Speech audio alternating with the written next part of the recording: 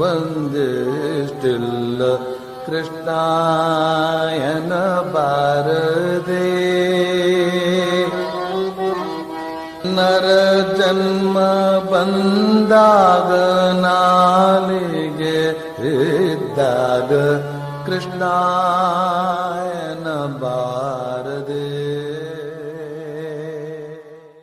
ವಸುದೇವಸುತಂ ದೇವಂ ಕಂಸಚಾನೂರಮರ್ದನಂ ದೇವಕೀ ಪರಮಾನಂದಂ ಕೃಷ್ಣಂ ವಂದೇ ಜಗದ್ಗುರುಂ.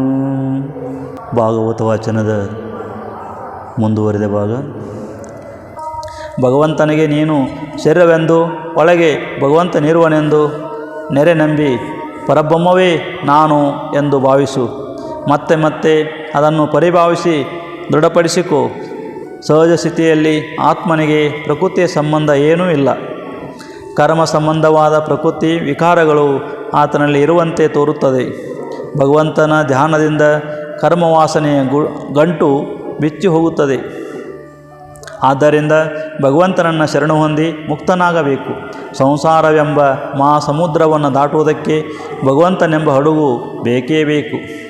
ಸನತ್ಕುಮಾರನ ಉಪದೇಶವಾಣಿಯಿಂದ ಸಂತುಷ್ಟನಾದ ಪೃಥುಚಕ್ರವರ್ತಿ ತನ್ನದಾದ ಸಮಸ್ತವನ್ನು ಆ ಋಷಿಗಳ ಪಾದಕ್ಕೆ ಅರ್ಪಿಸಿದನು. ಆದರೆ ನಿತ್ಯ ಮುಕ್ತರಾದ ಅವರಿಗೆ ಅವೇಕೆ ಅವರು ಆತನನ್ನು ಕೊಂಡಾಡುತ್ತಾ ಆಕಾಶ ಮಾರ್ಗವಾಗಿ ಹೊರಟು ಕಣ್ಮರೆಯಾದರು. ಅಲ್ಲಿಂದ ಮುಂದೆ ಪೃಥುಚಕ್ರವರ್ತಿಯು ಬಹುಕಾಲ ರಾಜ್ಯಭಾರ ಮಾಡುತ್ತಾ ಇದ್ದನು.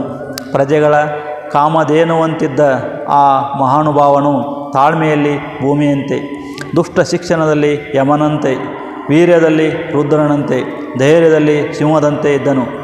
ಸಮುದ್ರದಂತೆ ಗಂಭೀರನಾಗಿದ್ದ ಆತನು ಪ್ರಭುತ್ವದಲ್ಲಿ ಸಾಕ್ಷಾತ್ ಬ್ರಹ್ಮನಂತೆಯೂ ಬುದ್ಧಿಯಲ್ಲಿ ಬೃಹಸ್ಪತಿಯಂತೆಯೂ ಇದ್ದನಾದ್ದರಿಂದ ಆತನ ಕೀರ್ತಿ ಜಗತ್ತನ್ನೆಲ್ಲ ತುಂಬಿ ವ್ಯಾಪಿಸಿತು.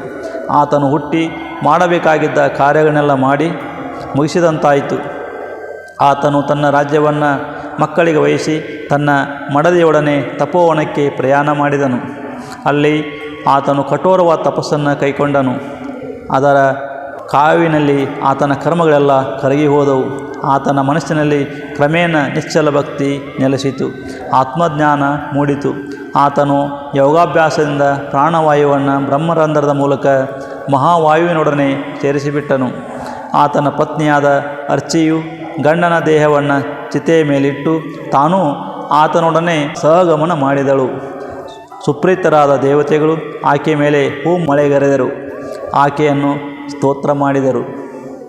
ಓಂ ಶಾಂತಿ ಶಾಂತಿ ಶಾಂತಿ.